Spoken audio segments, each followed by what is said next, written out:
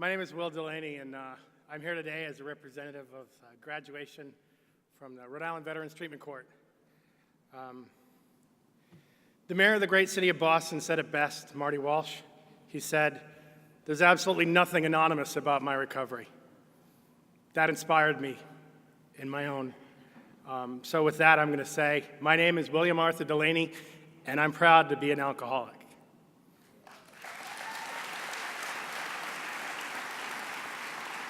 My story is a sordid one, but since brevity is the soul of wit, and this is without a doubt the largest group before whom I've ever stood, let alone spoken, I shall be brief. I come from a long line of Army officers. My grandfather served as a bomber pilot in World War II.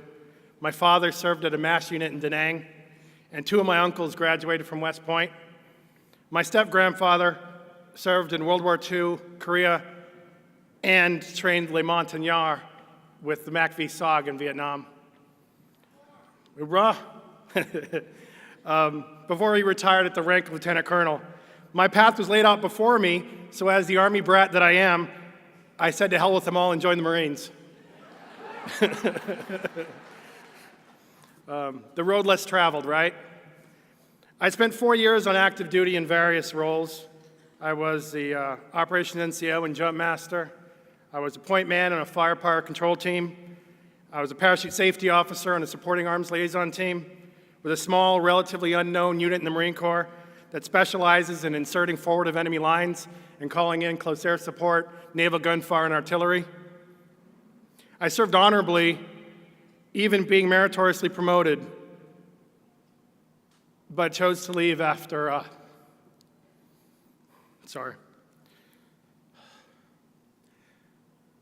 after a teammate lost his life on a parachute operation. I moved back to Boston afterwards and went to college full-time while serving also in the National Guard in a long-range surveillance detachment, airborne. But for the life of me, I couldn't figure out why I was so difficult to get along with. For me, the answer was always waiting at the liquor store. I thought that blackout drinking, getting into fights, passing out in bushes, and waking up in hospital beds, drunk tanks, and jail cells was completely normal behavior. I somehow graduated from college with honors, got married, and at her request hung up my boots for good, but afterwards, I spent the better part of a decade drinking myself out of job after job and destroying everything in my path until I was chronically unemployed, homeless, and alone. On January 4th, 2014, I found myself in another drunk tank, this time in Rhode Island, after another alcohol-related arrest. The look in the state trooper's eyes that I saw reflected back at me said it all. I knew that I had to stop drinking, but I didn't know how else to cope with the pain of being alive. I found my way to the Rhode Island Veterans Treatment Court the following day and have been clean and sober ever since.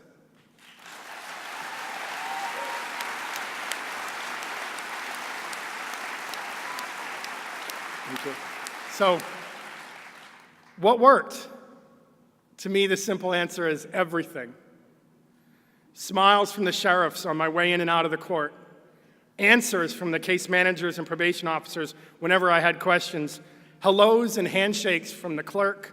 Encouragement from my mentors. Acknowledgement of respect from the Attorney General and the Public Defender's Office. Approval from the judge. And the sea of genuine applause, pats in the back, and hugs on graduation days. This showed me that things could be different if I was willing to learn how to be differently. The Veterans Treatment Court model encouraged me to embrace my sobriety with the zeal that I hadn't known since the days when I first earned the title of Marine or pinned on my master parachutist wings. In celebration of my second year of sobriety, I attended a mobile Justice for Vets mentor boot camp courtesy of our friends in the great city of Boston. Then a year and a half ago, when I applied to graduate school, the judge and the social workers on my treatment team wrote my letters of recommendation, and this month I completed my first field practicum as a case manager in the very same courtroom in which I stood as a defendant.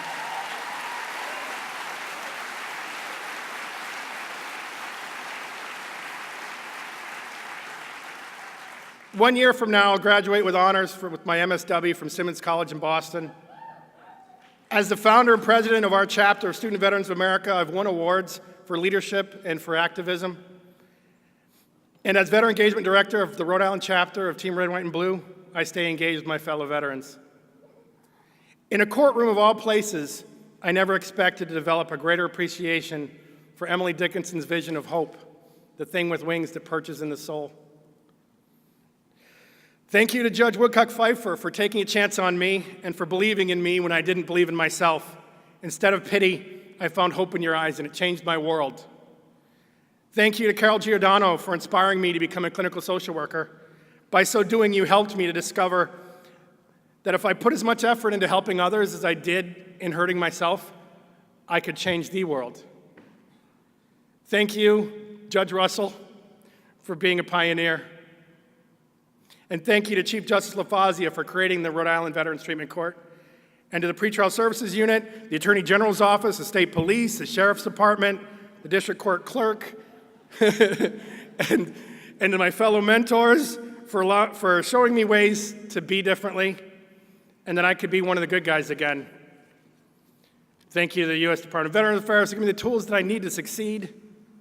I'm still a work in progress, and I have a long way to go, but we'll get there together.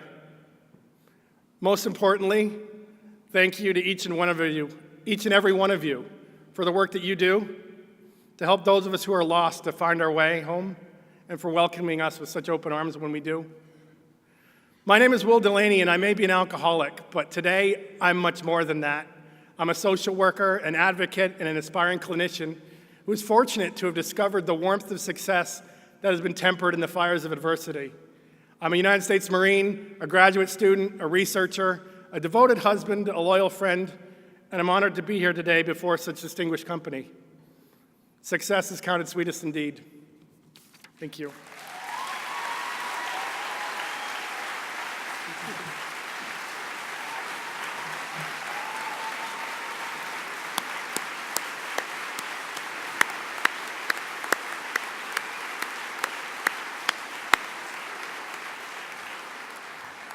So I've known Will since his days in the Rhode Island Treatment Court, and I've just watched this awesome fella just take off. He's showed some amazing compassion, some amazing abilities. He did say to me that one of his chief goals in life is to become a Veterans Justice Outreach social worker, and I, for one, will be proud to have him as a colleague. He's going to go far. He's done a lot of work, and he knows he's got a long road ahead, but he's going to get there, and I truly believe that. And through these courts that we're all involved in, I'm one of you guys. I do this for a job, and I can tell you, standing up here is an amazing feeling. Everyone should feel this right now. So thank you to the NADCP and all you guys. You're doing a great job. Keep at it. We'll do more. Thanks, Will.